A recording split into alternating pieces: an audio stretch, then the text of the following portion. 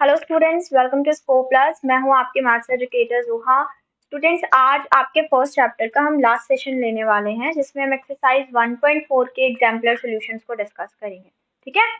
सो chapter number वही है आपका, लेसन 1 रियल नंबर्स। और अब की हम लोग लॉन्ग आंसर क्वेश्चंस को डिस्कस करेंगे क्योंकि हमने एमसीक्यूज और सब्जेक्टिव सारे तरीके के क्वेश्चन डिस्कस किए हैं। शॉर्ट आंसर्स, वेरी शॉर्ट भी डिस्कस हो गए हैं। आज आपके इस सेशन में last long answer question discuss होंगे।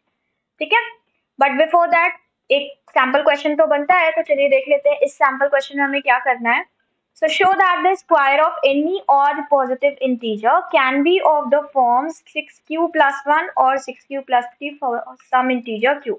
So क्वेश्चन आपसे ये कह रहा है कि आप, ये वही पुराना क्वेश्चन है लाइक जो आपकी एक्सरसाइज 1.3 का था, कुछ नया क्वेश्चन नहीं है। क्वेश्चन आपसे ये कह रहा है कि आपको ऑड पॉजिटिव इंटीजर लेना है और उससे कोई उसका स्क्वायर करना है, और स्क्वायर करने के बाद ये बताना है कि वो जो फॉर्म बना रहे हैं ना वो 6q+1 और 6q+3 का बना रहे हैं। ना 6q आपको दिया है, दैट मीन्स यहाँ से हमें b की वैल्यू मिलती है 6। और जब b आपको 6 मिलता है तो r आपका हो जाएगा 0 1 2 3 4 एंड 5। ठीक है, बिकॉज r की वैल्यू b से छोटी है और 0 0 से बड़ी होती है। अब आपको इतनी वैल्यूज मिल रही हैं, लेकिन क्वेश्चन ने आपसे ऑड पॉजिटिव इंटीजर बनाने को कहा है, तो इन दैट केस 0 2 और 4 तो आपका कट हो गया। तो अब आपके पास तीन केस बनेंगे depending upon the values of r। अगर r 1 है, दूसरा केस बनेगा अगर r आपका 2 सॉरी 2 नहीं 3 है, और थर्ड केस आपका बनेगा अगर r आपका 3 है। ठीक। नाउ अब हम पॉजिटिव इंटीजर्स बना लेते हैं कि चलो कोई पॉजिटिव इंटीजर a बन रहा है जब r 1 है, तो वो क्या हो जाएगा 6q+1 हो जाएगा। ठीक है। अब q लेंगे ना अगर, तो फिर कंफ्यूजन होना है। चलो q नहीं लेते, कोई और वेरिएबल लेते हम लोग, 6m+1। ठीक।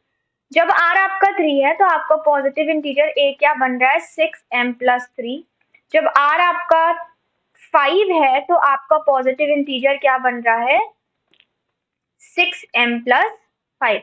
Now what we need to do, we need to square these positive integers and find out their form. So first हम केस 1 को लेके चलेंगे। ठीक है, जब हमने केस 1 लिया तो a स्क्वायर क्या हो जाएगा 6m+1 का होल स्क्वायर हो जाएगा। इसको स्क्वायर करिए, आपको मिला 36m square plus 12m+1। Right ना। अब आपने इसको अगर 6 कॉमन लिया, बिकॉज यहाँ 6q था तो हमें 6 ही कॉमन लेना है। सो 6 कॉमन लिया तो आपका बचा 6m² +2, और ये आपका बाहर 1 आ गया। हम इसको मान लेते हैं ये है कोई पॉजिटिव इंटीजर q, तो आपको मिला 6q+1। ठीक है, तो एक चीज तो हमारी शो हो गई कि हाँ 6q+1 का फॉर्म बन रहा है। नेक्स्ट हम आ जाते हैं सेकेंड केस में, जिसमें आपका जो इंटीजर है वो है 6m+3। ठीक है।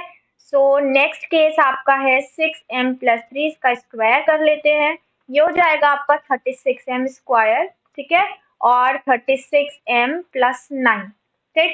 अब आपको इसको ब्रेक करना है। अब देखो ब्रेक करना है मतलब 6 कॉमन लेना है, तो हमें ऐसे ब्रेक करना होगा कि 6 जरूर आए या 6 का मल्टीपल जरूर आए। तो मल्टीपल नहीं आ सकता, लेकिन 6+3 का पेयर बन सकता है। तो हम 6 कॉमन ले लेंगे, यहाँ से क्या बचा 6m² प्लस 6m+1, और बाहर आपका आ गया 3। ठीक है, ये एक ही चीज है, इसमें कंफ्यूज मत होना किसी भी क्वेश्चन में। हमने मान लिया ये कोई पॉजिटिव इंटीजर है q, सो 6q+3 का फॉर्म बन गया, क्वेश्चन ने दिया भी था। अब लास्ट केस हमारे पास बनता है 6m+5 का, इसको भी करके देख लेते हैं। ये हो जाएगा 36m स्क्वायर, उसके बाद आपका क्या बचा 2 5 10 60m +25। राइट। अब आपको 25 को 6 के मल्टीपल के फॉर्म में ब्रेक करना है, तो आपका 25 का बनता है 24+1। ठीक है, 6 कॉमन ले लिया, 6m² प्लस 10m+4, और बाहर आपका आ गया 1। राइट। मान लेते हैं ये है कोई पॉजिटिव इंटीजर q, सो आपको मिला क्या फॉर्म 6q+1। तो हमने तीनों केस में देखा, हमें या तो 6m+1 मिला, सॉरी q+1 मिला, या 6q+3 मिला, इसके अलावा कोई और फॉर्म नहीं मिले। सो स्टेटमेंट में भी यही दिया था, तो लास्ट में we can write down hence proved. Okay, so the sample question was very easy and it belong to exercise 1.3। इस तरीके के हम लोगों ने बहुत सारे क्वेश्चन सॉल्व कर लिए। Now let's see exercise, last exercise 1.4 में आपके किस तरीके के क्वेश्चन है. So first question is this, show that the cube of any positive integer of the form 6q plus r, q is an integer, यहाँ पे q को integer है और r की आपको पॉसिबल वैल्यूज भी दी गई हैं, लेकिन कहा गया है कि ये जो फॉर्म बनाएगा ना वो 6m plus r का बनाएगा. ठीक है. अब देखो जब क्वेश्चन है आपको 6q plus r दिया है तो इसका मतलब b क्या हो जाता है, 6 हो जाता है ना. b की वैल्यू क्या आ गई, यहाँ से b की वैल्यू आ गई आपकी 6. जब b की वैल्यू 6 आ गई तो r की वैल्यूज क्या होंगी, 0 से लेकर किसके बराबर होंगी, लेस देन 6. ठीक है. अब 0, 1, 2, 3, 4 और 5 ये वैल्यूज निकल के आई, पॉजिटिव इंटीजर्स बोल रहा है, मतलब सारे ही वैल्यूज पॉसिबल हैं. अब अगर हम इनका क्यूब कर लेते हैं, लाइक देखो फॉर्म आपको पॉजिटिव इंटीजर पहले से बोला है कि वो इस फॉर्म का है, तो चलो एक काम कर लो, इस फॉर्म का क्यूब करके पहले क्यूब वाली इक्वेशन निकालो. लाइक हम मान लेते हैं, इसको लेट कर लेते हैं, कोई पॉजिटिव इंटीजर a है, उसके बराबर है ये आपका 6q प्लस आर, तो a क्यूब करेंगे तो ये हो जाएगा 6q प्लस आर का cube. Okay. So a cube करने पर आपको यहाँ पे क्या मिलता है, ये हमें मिलता है, सॉरी 36 नहीं होगा, स्क्वायर नहीं कर रहे हैं, 6 6 36, 36 को आप 6 से मल्टीप्लाई करो, क्या मिलेगा आपका 216 क्यू क्यूब, प्लस आपको मिलेगा आर क्यूब, प्लस आपको क्या मिलेगा 36, नॉट 36, 6 6 36 मल्टीप्लाई बाई 3, आपको मिलने वाला है 3 6 18, 108. ओके. 108 क्यू स्क्वायर आर, और एक और आपको क्या मिलेगा 6 3 18 क्यू आर स्क्वायर. क्यूब करने पे हमें ये मिलेगा. ठीक. अब हम क्या करेंगे, जब हमने क्यूब निकाल लिया है तो हम r की हर पॉसिबल वैल्यू पे रख के देखेंगे कि ये जो a क्यूब आ रहा है ना ये क्या आ रहा है. ठीक है. So first case, case first आपका क्या है, केस फर्स्ट आपका है जब आपने r 0 रखा, इन दैट केस आपको a क्यूब क्या मिला. ठीक है. तब आपका a क्यूब क्या हो जाता है, चलो जहां जहां r है वहां वहां 0 रख दो, तो आपका सिर्फ क्या बचा 216 x, हाँ क्यू क्यूब. ठीक है. ये 0 हो गया, ये भी 0 हो गया, ये भी 0 हो गया. ठीक है. अब ये किस फॉर्म का बन रहा है ये चेक कर लेते हैं हम. देखो 6m मतलब कि 6 आपको कहीं ना कहीं कॉमन लेना है, 6 आप कॉमन ले लोगे तो आपके पास बचा 36 क्यू क्यूब. ठीक है. अब इसमें क्या हम 0 नहीं लगा सकते, 0 लगाने से क्या कुछ फर्क पड़ जाएगा, नहीं कोई फर्क नहीं पड़ेगा. हम इसको मान लेते हैं that this is some positive integer m. So ये हो गया 6m प्लस 0. 0 क्या है r, तो क्या हम इसको ये नहीं लिख सकते 6m प्लस r, लिख सकते हैं. कोई कंफ्यूजन आई डोंट थिंक होनी चाहिए, बहुत इजी है. तो हमने क्या प्रूव कर दिया कि यस जब हम 0 रख रहे हैं ना तो ये फॉर्म दे रहा है 6m प्लस r का. यही सेम चीज आपको अपने सारे केसेस में R1, R2, R3, R4, R5 रख के प्रूव करनी, और आप सारे केसेस में देखोगे कि ये चीज प्रूव होगी. ठीक है. चलिए नेक्स्ट स्लाइड में देखते हैं हम, मैं आपको सारे केसेस में बताऊंगी, डोंट वरी. अभी हमने केस फर्स्ट देखा, अब हम केस सेकेंड देखते हैं. ओके. सो केस सेकेंड आपसे क्या कहेगा, केस सेकेंड कह रहा है आर को रख दो 1. जब r को 1 रखोगे इन दैट केस आपका a क्यूब क्या हो जाएगा. Now back to slide this. देखो जब r को 1 रखा तो आपको 216 क्यू क्यूब मिलेगा, r यहाँ पे क्या मिलेगा 1 मिलेगा, यहाँ पे आपको क्या मिलेगा 108 क्यू स्क्वायर, और यहाँ क्या मिलेगा 118 क्यू. ठीक है. ना थोड़ा सा मुश्किल होगा लिखना. चलिए 216 Q cube plus 1 plus 108 Q square plus 18 Q. I hope मैंने सही लिखा है. ठीक है. हाँ सही है. ठीक है. अब आपको क्या करना है, अब आपको यहाँ से कॉमन लेना है. क्या क्या कॉमन, इन तीनों को साथ में रख के कॉमन ले लेते हैं, 6 ही कॉमन लेंगे. ठीक. तो ये हो गया 36 क्यू क्यूब, यहाँ हो गया आपका 6 1 6 18 क्यू स्क्वायर, ये हो गया आपका 3 क्यू, बाहर आपका 1 बचा हुआ है. Let's suppose this is some positive integer m, और ये आपका फॉर्म हो गया 6m प्लस 1. अगर हम देखें तो हम इसे 6m प्लस r लिख सकते हैं, है ना. सो यही चीज आपको मिल रही है कि नहीं मिल रही है. ठीक. दो केसेस में देख लिया, थर्ड केस में चेक कर ले. आई थिंक थर्ड केस ना, मैं थर्ड केस फोर्थ केस ये आप कर लो. ठीक है. ये मैं आपको दे देती हूँ, ये आप खुद से कर लो, like suppose it is your homework. हम केस 5 चेक कर लेते हैं. केस 5 क्या बनेगा, देखो एक 0 का बना लिया, एक 1 का बना लिया, 2 3 4 मैं आपको दे देती हूँ, 5 वाला मैं खुद करवा देती हूँ. तो सॉरी, आपका केस 5 भी जो बनेगा वो भी आपके लिए होमवर्क है। आ जाते हैं हम केस 6 पे, ठीक है। केस 6 कब बनेगा? जब r आपका 5 हो। इन दैट केस a क्यूब क्या हो जाएगा? 0 हो जाएगा 216 क्यू क्यूब, और आपका r क्यूब हो जाएगा यानी कि 125, और यहाँ पे आपका हो जाएगा r से मल्टीप्लाई करेंगे तो ये हो गया आपका 540 क्यू स्क्वायर, और यहाँ पे हो जाएगा आपका जस्ट अ सेकेंड 580 और 18 ये हो जाएगा आपका 90 मल्टीप्लाई 5 450 क्यूब, ठीक है। ये आपका आएगा ए क्यूब की वैल्यू जब आप आर की जगह पे 5 रखते हो। अब हमें इसको बनाना है अपने 6m प्लस आर के फॉर्म में। तो सबसे पहले हम वो चीजें ले लेते हैं जो कॉमन है, लेकिन अब कॉमन लेने में आपको ये भी ध्यान रखना है कि ये आपको ब्रेक करना है। तो हम इसको ब्रेक करने वाले हैं 120 प्लस 5 के फॉर्म में, ठीक है। चलो 6 कॉमन लो, क्या क्या मिला आपको? 36 क्यू क्यूब, प्लस यहाँ से मिला 90 क्यू स्क्वायर, प्लस यहाँ से मिला 75 not 3 75 Q, just a second 75 Q, और प्लस यहाँ से आपका 20 आ गया और 5 आपने बाहर कर दिया। क्या बचा? इसको मान ले अगर कि ये कोई पॉजिटिव इंटीजर m है तो आपको मिला 6m plus 5। In general 6m plus r ही मिला, ठीक है। तो जब आप होमवर्क करोगे या चेक करके देखोगे अपनी श्योरिटी के लिए, तो आप यही देखोगे हर केस में आपको क्या मिलेगा? 6m plus r। यानी कि जब आप r2 रखोगे ना तो आपको मिलेगा 6m प्लस 2, जब आप 3 रखोगे तो आपको मिलेगा 6m प्लस 3, जब आप 4 रखोगे तो आपको मिलेगा 6m प्लस 4, ठीक है। तो इस तरीके से सारे केसेस के आपको, अब ये स्किप मत करना, मैंने आपको होमवर्क में दे दिया है बट आपको सारे करने हैं और लास्ट में आपको ये लिखना है that hence proved, right. So this is a complete solution.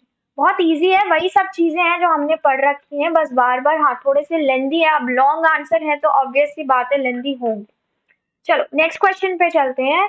Next question कह रहा है prove that one and only one out of n plus 2 and n plus 4 is divisible by 3 where n is any positive integer। n कोई भी positive integer है लेकिन इनमें से सिर्फ एक ही डिवाइड करेगा 3 को, ठीक है। अब देखो इसको करने के आपके पास दो तरीके हैं, लेकिन क्वेश्चन आपसे किस एक्सरसाइज में पूछा गया है? ये आपसे रियल नंबर्स के चैप्टर में पूछा गया है।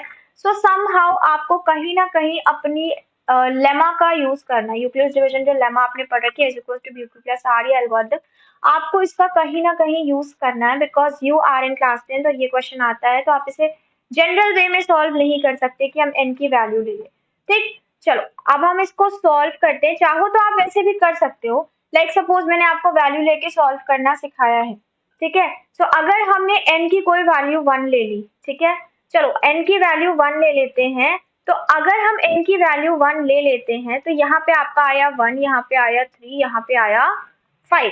अब इनमें से कोई एक ही तो डिवाइड हो रहा है 3 से, ये होगा नहीं, ये हो जाएगा, ये होगा नहीं, है ना। अगर n की वैल्यू हम 2 ले लेते हैं तो क्या बचा हमारे पास? 2, ये हो गया 4, ये हो गया 6। 3 से ये डिवाइड नहीं होगा, 3 से ये डिवाइड नहीं होगा, 3 से ये डिवाइड हो रहा है कि नहीं हो रहा है? n की वैल्यू ले लो 3, तो 3/3 और ये हो जाएगा आपका 5/3, ठीक है। ये हो जाएगा आपका 7/3, ये भी नहीं होगा, ये भी नहीं होगा, ये। तो इस तरीके से भी आप प्रूफ कर सकते हो, नो इशू। आप ये तो बहुत सिंपल तरीका हो गया, सभी को समझ में आ गया होगा कि n की 2-3 वैल्यूज ले लो, केसेस ले लो और उसमें ये दिखा दो कि भाई एक ही तो डिवाइड हो रहा है, हेंस प्रूफ, है ना। एक तो तरीका ये हो गया। एक तरीका मैं आपको और समझा देती हूँ इस क्वेश्चन को करने का। चलो जो आपके एल्गोरिथम से रिलेटेड होगा देख लेते हैं उसको कैसे करना है। लाइक देखो क्वेश्चन बोल रहा है डिविजिबल बाय 3, कोई चीज डिविजिबल बाय 3 है दैट मींस डिवाइजर क्या है उस केस में 3 है, ठीक। और a is equals to b q plus r में आपका डिवाइजर कौन होता है? b। तो इसका मतलब डिविजिबल बाय 3 मतलब b की वैल्यू क्या दी गई है? 3 दी गई है, राइट। जब b की वैल्यू 3 है तो r कितना बचे आपके पास? r की 3 वैल्यूज आ गई, 0, 1 और 2, ठीक है। अब r की 3 वैल्यूज आ गई तो आपके पास कोई पॉजिटिव इंटीजर a है, वो किस फॉर्म का हो गया? वो हो गया आपका 3q प्लस r फॉर्म का, है ना। अब 3 केसेस बन जाएंगे, केस 1, केस 2। कैसे बनेंगे 3 केस भाई? क्योंकि 3 r की वैल्यूज है तो 3 केस बनेंगे। तो केस 1 जब r आपका क्या हो? 0, केस 2 जब r आपका 1 हो, केस 3 जब r आपका 2 हो, right. In this case a की वैल्यू क्या हो गई 3q, in this case a की वैल्यू क्या हो गई 3q plus 1 and in this case a की वैल्यू क्या हो गई 3q प्लस 2। ठीक, अब आपको क्वेश्चन बोल रहा है कि अगर a ये है, ठीक है, तो आप ये बताओ, मतलब क्वेश्चन ये बोल रहा है कि तीनों में से सिर्फ एक डिवाइड हो गया, तो हम एक केस ले लेते हैं। जब हम केस फर्स्ट पे आते हैं तो a की वैल्यू यहाँ पे है 3q, ठीक, तो 3q अगर डिवाइड हो रहा है तो सिर्फ यही 3 से डिवाइड होगा, 3q प्लस 1 डिवाइड नहीं होगा, 3q प्लस 2 डिवाइड नहीं होगा। हम सपोज कर लेते हैं लाइक केस 1 में देखो, तो अगर ये 3 से डिवाइड हो गया, ठीक है, q की वैल्यू मान लो अगर हम 1 भी ले लें तो सिर्फ यही डिवाइड होगा। यहाँ पे अगर हम q 1 ले लेते हैं तो ये 4 हो जाएगा, 4 से 3 डिविजिबल नहीं है। यहाँ पे अगर हम 1 ले लेते हैं q की वैल्यू तो 5 हो जाएगा, 5 से 3 डिविजिबल नहीं है। सो केस फर्स्ट में हमने क्या देखा, in case 1 if n is equals to 3q, ठीक है, अगर n आपका 3q हो जाता है then it is divisible by, then it is divisible by what 3, okay, and 3q plus 1 3q plus 2 is not divisible। ये आपको पूरा राइट करना पड़ेगा कि ये डिविजिबल नहीं है इन केस आप इसे एल्गोरिथम से सॉल्व कर रहे हो। 2 नहीं 3 होगा, हम 3 से चेक करवा रहे हैं, ठीक, ओके। सपोज अब हमने क्या किया, अब हमने ले लिया कि हम n+2 के लिए, अभी तो हमने सिर्फ n के लिए चेक करवाया, अब हम आ जाते हैं अपने सेकेंड केस पे जिसमें हमें n+2 के लिए चेक करवाना है। सो हमारा सेकेंड केस क्या था, सेकेंड केस कह रहा है कि जो a है, जो पॉजिटिव नंबर है वो आपका क्या है 3q प्लस 1 है, ठीक है। तो अगर हम इसे n+2 फॉर्म का करते हैं, n+2 फॉर्म के लिए आपका ये क्या हो जाएगा 3q प्लस 1 प्लस 2 हो जाएगा, दैट मीन्स ये हो गया 3q प्लस 3, कॉमन ले लो 3q प्लस 1 बचा। अब अगर 3 आ गया तो इसका मतलब ये 3 से डिविजिबल है, ठीक है, लेकिन अगर ये 3 से डिविजिबल है तो फिर आपका 3q प्लस 2 या आपका 3q डिविजिबल होगा, मतलब अगर आपका n+2 फॉर्म डिवाइड हो गया तो क्या आपका n, यानी कि सॉरी यहाँ पे इस चीज को इरेज करते हैं, अगर आपका n+2 फॉर्म डिविजिबल है, ठीक है, तो वो n+2 उस केस में n की वैल्यू, यहाँ पे आप a की जगह n कर लो तो आपको कंफ्यूजन नहीं होगा कि हमारा पॉजिटिव इंटीजर क्या बन रहा है 3q प्लस 1, तो अगर हम n+2 फॉर्म में कन्वर्ट करेंगे तो ये क्या हो जाएगा दिस 3q प्लस 3, अब ये डिवाइड हो रहा है, ठीक, लेकिन अगर हम सिर्फ n ले ले तो क्या ये 3 से डिवाइड होगा 3q प्लस 1, मतलब कुछ भी q की वैल्यू ले लो, तुम रख के देख लो, नहीं होगा। 1 भी ले लोगे तो 4 आएगा, 4 से 3 डिवाइड नहीं हो रहा है। दूसरा क्या फॉर्म है आपका n+2 के अलावा n+4 है, अगर हम n+4 कर दें यहाँ पे तो 3q प्लस 5 वो भी डिवाइड नहीं होगा, तो सिर्फ n+2 डिवाइड हो रहा है, n या n+4 फॉर्म डिवाइड नहीं हो रहा है। तो केस सेकेंड में भी हमने क्या देखा, एक ही डिवाइड हो रहा है, बाकी दो डिवाइड नहीं हो रहे हैं। तो आप यहाँ पे लिखोगे नीचे that n+2 is divisible by 3, n+2 is divisible by 3 but n plus 4 and n is not divisible by 3, ठीक है। आई होप ये क्वेश्चन समझ में आ रहा होगा। मे बी आपको इस a की वजह से कंफ्यूजन हो, तो मैं यहाँ से a ना हटा दे रही हूँ, मैं इसको मान के चल रही हूँ ये आपका कोई पॉजिटिव इंटीजर, जो क्वेश्चन ने आपको n दिया है ना मैं वही मान लेती हूँ। तो आई थिंक अब आपको जरा भी कंफ्यूजन नहीं होगा, ठीक। 3 केसेस बन रहे हैं हमारे 3q का r की जगह पे, जब हम केस फर्स्ट ले रहे हैं n जहाँ पे 3q है तो ये 3 से डिवाइड हो जाएगा, है ना, तो हम लिखेंगे इट इज डिविजिबल बाय 3। लेकिन अगर हम यहाँ पे 3q प्लस 1 ले लें n की जगह तो ये 3 से डिवाइड नहीं होगा, 3q प्लस 2 ले लें तो भी ये नहीं होगा।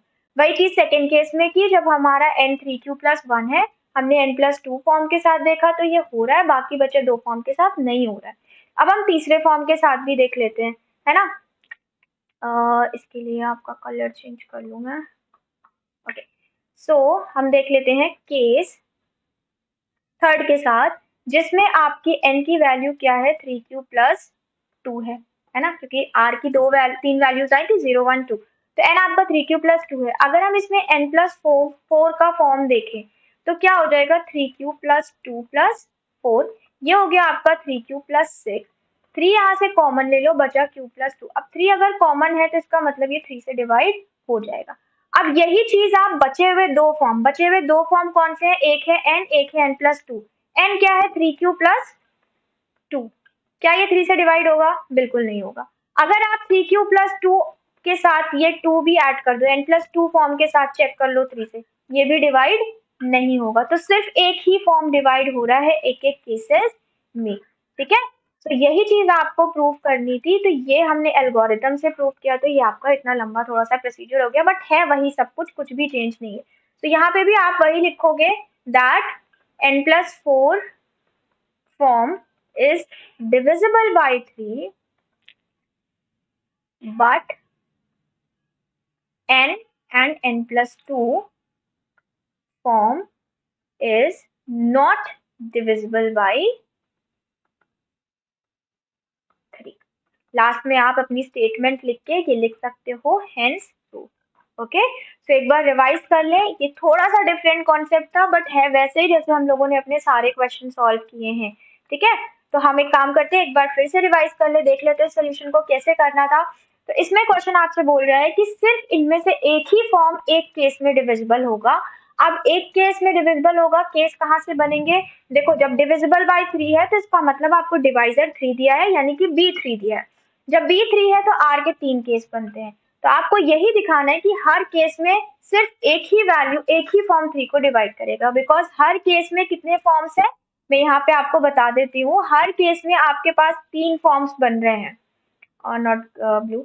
हर केस में आपको 3 फॉर्म्स पे चेक करना है। एक आपको n पे चेक करना है, दूसरा आपको n प्लस 1 पे चेक करना है, not n plus 1, n plus 2 दिया है क्वेश्चन में, और तीसरा आपको n प्लस 4। यही चीज इसमें भी करनी है, यही चीज इसमें भी करनी है। तो जब हमने केस फर्स्ट में n पे चेक किया तो वो डिवाइड हो गया, लेकिन जब हम n प्लस 2 कर दें, यहाँ पे 3q प्लस 2 कर दें, वो नहीं हो रहा है। 3q प्लस 4 कर दें, वो नहीं हो रहा है। तो हम क्या लिखेंगे, एक फॉर्म हो रहा है बट बचे हुए 2 नहीं हो रहे। यही चीज हमने अपने सेकेंड क्वेश्चन के साथ किया कि जब हमने n को 3q प्लस 1 माना, कहाँ से माना, बिकॉज यहाँ निकल के आया था 3q प्लस 1। अब हम इसमें तीनों फॉर्म चेक करेंगे, है ना। जब हम 3q प्लस 1 को 3 से डिवाइड करेंगे, नहीं हो रहा है। 3q प्लस 2 को किया, n प्लस 2 फॉर्म को किया तो वो डिवाइड हो गया, बचे हुए 2 नहीं हुए। फिर हमने केस थर्ड के साथ ये चीज चेक करी, ठीक है। जब केस थर्ड के साथ चेक करी तो आपने क्या देखा, ये n और n प्लस 2 के लिए नहीं हुआ, लेकिन ये n प्लस 4 के लिए हो गया। तो इसका मतलब हर केस में सिर्फ एक ही पॉजिटिव इंटीजर है जो 3 से डिवाइड हो पा रहा है, ठीक है। चलो अब चलते हैं हम अपने नेक्स्ट क्वेश्चन की तरफ। So the next question states prove that any three positive integer must be divisible by 3। तो ये क्वेश्चन ना आपका बिल्कुल सेम है जैसे मैंने अभी बताया। इसमें भी आपके 3 केसेस बनेंगे, कैसे बनेंगे लेट्स सी। देखो क्वेश्चन ने जब बोला डिविजिबल बाय 3 तो इसका मतलब b हो गया 3 और r हो गया 0 1 2, है ना। अब यहाँ पे क्वेश्चन जब आपको ये साफ साफ स्पेसिफाई करे दे रहा है कि भाई 3 कंसेक्यूटिव इंटीजर्स है ना, कोई ऑड नहीं, कोई इवन नहीं, कंसेक्यूटिव मतलब अगर एक आपका 0 है तो दूसरा 1 है, तीसरा 2 है, ठीक। तो पहला आपका क्या हो जाएगा, यहाँ पे हम मान लेते हैं n, 3 पॉजिटिव इंटीजर, दूसरा हो जाएगा n प्लस 1, तीसरा हो जाएगा n प्लस 2। यही तो मतलब होता है पॉजिटिव इंटीजर का। लेकिन इस डिविजिबल बाय 3 से आपका फॉर्म क्या बन रहा है n का, आपका फॉर्म बन रहा है n is equal to 3q plus r। अब यहाँ से कितने केस बनेंगे, यहाँ से केस 1 बना, ठीक है, which is for n is equals to 3q when r equals to 0। Case first है आपका r इक्वल्स टू 0, तो n की वैल्यू आई 3q, ठीक। अब जब n की वैल्यू आई 3q तो आपको अब इन तीनों फॉर्म्स के लिए चेक करके बताना है, जैसे अभी हमने लास्ट वाले में चेक किया, ठीक है। तो तीनों फॉर्म्स चेक करेंगे। देखो जब n चेक करोगे तो n तो 3q ही है, ठीक है। हम लिख रहे हैं ऐसे, तो एक काम करती हूँ, मैं आपको और प्रॉपर तरीके से समझाने की कोशिश करती हूँ, अगर इन केस उसमें कुछ बच गया हो मुझे समझाने से। चलो हम तीनों फॉर्म्स लिख लेते हैं प्रॉपर तरीके से। फर्स्ट फॉर्म है n, दूसरा फॉर्म है n प्लस 1, तीसरा फॉर्म है n प्लस 2। अभी हम केस फर्स्ट है जो r की वैल्यू के हिसाब से केस फर्स्ट बना है, ठीक। n आपका यहाँ से आया 3q, जब n आया 3q तो इसका मतलब 3q 3 से डिवाइड होगा। यहाँ पे क्या हो जाएगा, 3q प्लस 1 हो जाएगा जो 3 से डिवाइड नहीं होगा। यहाँ पे क्या हो जाएगा, 3q प्लस 2 हो जाएगा जो 3 से डिवाइड नहीं होगा। यही चीज तो मैंने, बस वहां मैंने ये आपको फॉर्म्स इस तरह लिखे नहीं थे, तो आई होप किसी को शायद थोड़ा डाउट रह गया हो, यहाँ नहीं होगा। तो फर्स्ट फॉर्म आपका ये हुआ, सेकंड ये, थर्ड फॉर्म ये, जिसमें से आप देख रहे हो सिर्फ एक ही डिवाइड हो रहा है और क्वेश्चन यही कह रहा है कि वन ऑफ एनी थ्री, मतलब कोई एक ही होगा। तो इस केस में जब r 0 है तो कौन हुआ, फर्स्ट फॉर्म डिवाइड हुआ। चलो केस सेकंड के साथ चेक करते हैं। ठीक, केस सेकंड आपका कब बनेगा, जब r आपका क्या हो, 1। इन दैट केस n की वैल्यू क्या हो जाएगी, 3q प्लस 1। फर्स्ट फॉर्म के साथ चेक करेंगे हम, फिर सेकंड फॉर्म के साथ चेक करेंगे हम, फिर थर्ड फॉर्म के साथ चेक करेंगे हम।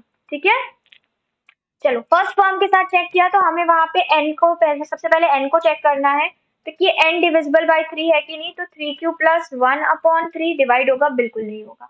ठीक है, फिर हमें दूसरा फॉर्म क्या चेक करना है, n प्लस 1 के साथ डिविजिबल है, तो 3 n तो 3q प्लस 1 है, इसमें प्लस 1 एक और ऐड करना होगा, प्लस 3, ये तब भी डिवाइड नहीं होगा, 3q प्लस 2 डिवाइड नहीं होगा। फिर आ जाते हैं हम n प्लस 2 फॉर्म, जो डिविजिबल है कि नहीं 3 से, तो 3q प्लस 1 प्लस 2। ठीक है, ये 3 से डिवाइड हो जाएगा। कैसे हो जाएगा, 3q प्लस 3 है ना, तो यहाँ से 3 क्या हो गया, कॉमन हो गया कि नहीं, जब कॉमन हो गया तो ये 3 को 3 से डिवाइड कर लेगा, इसलिए मैंने कहा कि ये डिवाइड हो जाएगा। तो हमने सेकेंड केस में भी क्या देखा कि तीनों फॉर्म्स में से एक ही फॉर्म डिवाइड हो रहा है। चलो अब थर्ड केस भी देख लेते हैं, क्योंकि थर्ड केस भी है। ठीक है, थर्ड केस देख लें। तो थर्ड केस आपका क्या है, केस थर्ड, ये कब बनेगा, जब हमारी r की वैल्यू क्या हो, सॉरी 2 नहीं हो, 3 नहीं हो, 2 हो।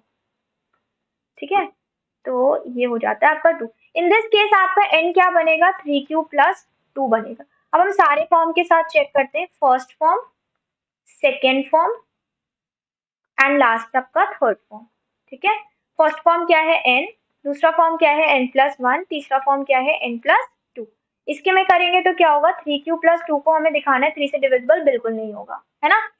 3q प्लस 2 प्लस 1 को दिखाना है, तो ये अगेन वही 3q प्लस 3 हुआ, ये हो जाएगा डिवाइड। ठीक है, इस पे आ जाओ, 3q प्लस 2 अपॉन 3, ये नहीं होगा क्योंकि 3q प्लस 4 आया, वो नहीं। हमें क्या देखा, थर्ड केस में भी सिर्फ एक ही फॉर्म डिविजिबल हुआ है, तो इसका मतलब ये हमारा स्टेटमेंट को प्रूफ कंप्लीट हो गया।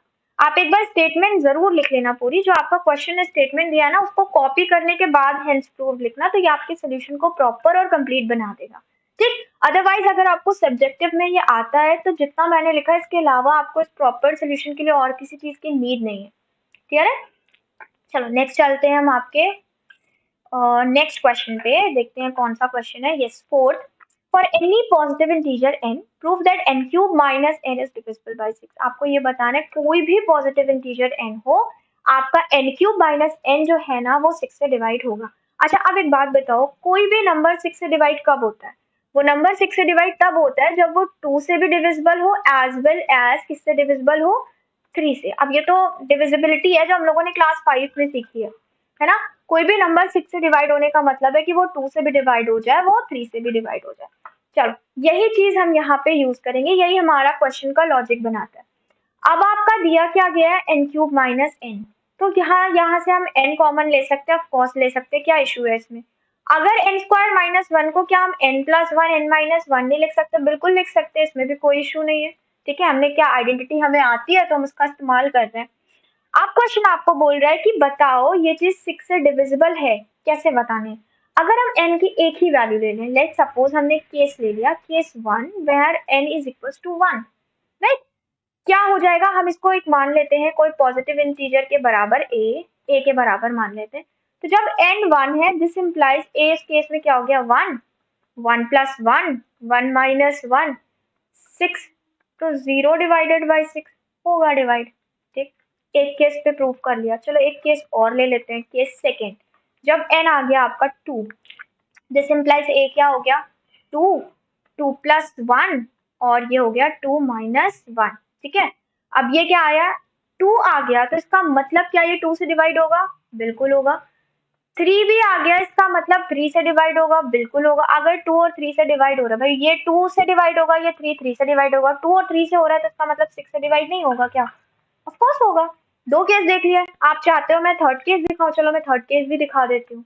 ठीक, n मान लो, कुछ भी मान लेते हैं, n तो कोई भी पॉजिटिव इंटीजर, चलो 6 मान लेते हैं, है ना, नहीं लेते हैं 3 नहीं लेते, 6 मान लेते हैं। उस केस में से अब क्या हो जाएगा, 6, 6 प्लस 1, 6 माइनस 1। अब 6 ही आ गया तो 6 तो डिवाइड हो ही जाएगा ना 6 से, तो इसका मतलब ये भी हो गया। सो लास्ट में आप अपना स्टेटमेंट लिखो और उसके बाद लिख दो हेंस प्रूव्ड। ठीक है, बहुत इजी क्वेश्चन था इस चैप्टर इस एक्सरसाइज के हिसाब से। चलो लास्ट क्वेश्चन देखते हैं, बिकॉज आपके एनसीईआरटी का फर्स्ट चैप्टर का ये लास्ट क्वेश्चन है। Show that one and only one out of n plus 4, n plus 8, n plus 12, n plus 16 is divisible by 5 where n is any positive integer. ये question ना जैसे हमने अभी second और third solve किए, ये बिल्कुल वैसा ही है। ओके, अब डिविजिबल बाय 5 तो सबको समझ में आ गया कि b की वैल्यू है 5। डिविजिबल बाय 5 मतलब डिवाइजर है 5, तो b की वैल्यू क्या हो गई 5 हो गई। जब b की वैल्यू 5 हो गई तो r क्या आ गया 0 1 2 3 एंड 4। कितने केसेस बन रहे हैं हमारे 4 केसेस, सॉरी 5 केसेस बन रहे हैं। चलो अब सबसे पहले हम क्या करेंगे, अपना नंबर निकाल लेते हैं, यानी कि अगर कोई n पॉजिटिव इंटीजर है तो वो किस फॉर्म का होगा, वो होगा 5q प्लस r फॉर्म का, राइट। अब 5q प्लस r फॉर्म के हिसाब से 5 केसेस बने। पहला केस कब बनेगा, जब r 0 हो, तो r 0 हुआ तो n क्या हो जाएगा 5q हो जाएगा, ठीक है। ओनली वन, एक ही डिवाइड होना है। अब फॉर्म्स कितने दिए, 1 2 3 4 5, 5 फॉर्म्स दिए, यानी कि हमें हर केस में अपने पांचों फॉर्म्स को चेक करना है। बहुत लेंथी होने वाला है स्टिल। चलो देखते हैं हम क्या करेंगे। फर्स्ट फॉर्म चेक करेंगे, सेकेंड फॉर्म चेक करेंगे, उसके बाद थर्ड फॉर्म चेक करेंगे, फिर फोर्थ फॉर्म चेक करेंगे एंड लास्ट हम अपना फिफ्थ फॉर्म भी चेक करेंगे, ठीक है। चलो फर्स्ट फॉर्म क्या कह रहा है n, दूसरा कह रहा है n प्लस 4 पे चेक करो, तीसरा कह रहा है n प्लस 8 पे चेक कर लो, n प्लस 12 पे चेक कर लो और n प्लस 16 पे चेक कर लो, है ना। चलो अब चेक करना शुरू करते हैं। ये सब आपके फॉर्म्स है जो आपके क्वेश्चन ने दिए, जिसे हमें वेरीफाई कराना है किसके लिए, इस पॉजिटिव नंबर के लिए। Okay, now n is equal to 5q। जब ये 5q है तो क्या ये 5 से डिविजिबल नहीं, ऑफ कोर्स होगा। अब अगर हम उसमें कुछ भी ऐड कर देते हैं, देखो 5 से डिविजिबल 5 होगा और 5 के बाद 10 होगा, तो 5q में अगर हम 5 या 10 के अलावा कुछ भी ऐड करेंगे तो ये डिवाइड नहीं होने वाला। 4 ऐड कर रहे हो, 8 ऐड कर रहे हो, 12 ऐड कर रहे हो, 16 ऐड कर रहे हो, इसका मतलब ये किसी भी केस में डिवाइड नहीं होने वाला। यहाँ पे क्या बना 5q प्लस 4/5 नहीं होगा। यहाँ के क्या बना 5q प्लस 8/5 नहीं होगा। यहाँ पे क्या बना 5q प्लस 12/5 ये भी नहीं होगा। अगर आपको ऐसे समझ में नहीं आ रहा है कि मैम ऐसे क्यों कह रही है 5q प्लस 12 पे नहीं होगा, क्योंकि वैल्यू कुछ भी मान के चेक कर लो। मानो तुम्हें 3 मान, क्यों अगर 3 है तो क्या हो गया 15, 15 में 12 ऐड करो क्या हो गया 27, 27 5 से डिवाइड हो रहा है क्या, नहीं हो रहा है। That's why I am saying कि ये नहीं होगा। ओके, उसके बाद आप देख लो 5q प्लस 16 तो ये भी नहीं होगा। तो पांचों फॉर्म में सिर्फ एक फॉर्म डिवाइड हुआ। ओके, चलो अब हम आ जाते हैं अपने केस सेकंड पे। अब बच्चों देखो, हमें सारे केसेस में चेक करके एग्जामिनर को दिखाना पड़ेगा, हम इसमें कोई भी चीज स्किप नहीं कर सकते। मैं भले ही यहाँ पे आपको स्किप कर दूं ताकि आपका ज्यादा टाइम ना कंज्यूम हो, बिकॉज आपको सारे क्वेश्चन, आपको प्रोसीजर समझ में आ गया है कि हाँ इसके बाद हम केस सेकंड चेक करेंगे, फिर हम केस थर्ड पे सारे फॉर्म चेक करेंगे, केस फोर्थ पे चेक करेंगे। तो केस सेकंड थर्ड और फोर्थ में आपको होमवर्क दे रही हूँ, मैं नहीं चाहती मैं आपका ज्यादा टाइम लूँ, ठीक है। तो केस सेकंड थर्ड फोर्थ यानी कि जब R1 रखोगे, जब R2 रखोगे, जब R3 रखोगे तो 3 केसेस बनते हैं। उस पर आप चेक कर लो कि क्या एक ही हो रहा है ना, कहीं गलत तो नहीं है कि 2 हो जा रहे हो, ऐसा नहीं होगा। हम आपको केस फोर्थ पे, लास्ट केस यानी कि R इज इक्वल टू 4 पे चेक करके दिखा रहे हैं, ठीक है। तो मैं यहाँ पे आपके लिए लिख दे रही हूँ कि केस सेकेंड थर्ड और फोर्थ आपके लिए होमवर्क है, या आप खुद वेरीफाई कर लेना क्लास के बाद। ओके, चलो लास्ट केस पे मैं आपको दिखाती हूँ वेरीफाई करवा के ये कब होगा, जब हम r इज इक्वल टू 4 रखेंगे। जब r इज इक्वल टू 4 रखेंगे तो आपका इंटीजर क्या बना, वो आपका बना 5q प्लस 4।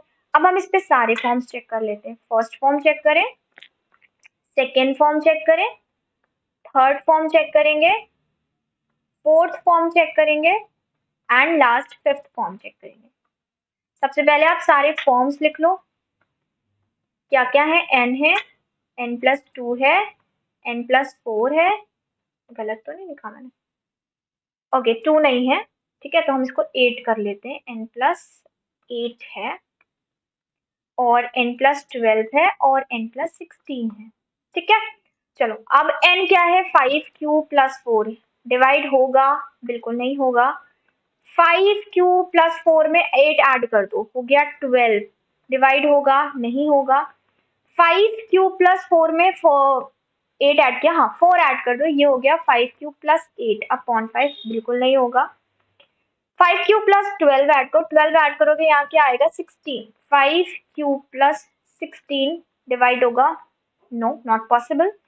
16 ऐड कर दो 4 में, क्या आया ये 5 क्यूब प्लस 20, क्या हम इसको लिख सकते हैं 5 क्यूब प्लस 4 अपॉन 5, बिल्कुल लिख सकते हैं। 5 से 5 कटा ना, मतलब सिर्फ एक फॉर्म डिवाइड हो, है ना। तो आप लास्ट में पूरी स्टेटमेंट लिखना और फिर ये लिख देना क्या, हेंस प्रूव्ड, ठीक है। सो ये तरीका है आपके इन क्वेश्चंस को सॉल्व करने का, और मैं जितना इजी वे में बता सकती थी मैंने आपको उतने इजी वे में बताया। लेंदी जरूर है बट ऐसा कुछ नहीं होगा जो आपको समझ में ना आया हो, है ना। तो ये आपका चैप्टर जो रियल नंबर है, इसके सारे प्रैक्टिस क्वेश्चन कह लो या एग्जाम्पलर क्वेश्चन कह लो, सब फिनिश हो चुके हैं। आई होप अब ऐसा कोई क्वेश्चन नहीं है जिसमें आपको डाउट हो, बट अगर फिर भी आपको किसी क्वेश्चन में डाउट है तो आप कमेंट बॉक्स में वो क्वेश्चन मेंशन करो, मैं अपने नेक्स्ट सेशन से पहले आपको उस क्वेश्चन का आंसर जरूर दूंगी, ठीक है। चलिए अब हम नेक्स्ट सेशन में मिलेंगे जिसमें हम चैप्टर 2 के सारे एग्जाम्पलर क्वेश्चंस को सॉल्व करेंगे, राइट। चलो see you till then, bye bye.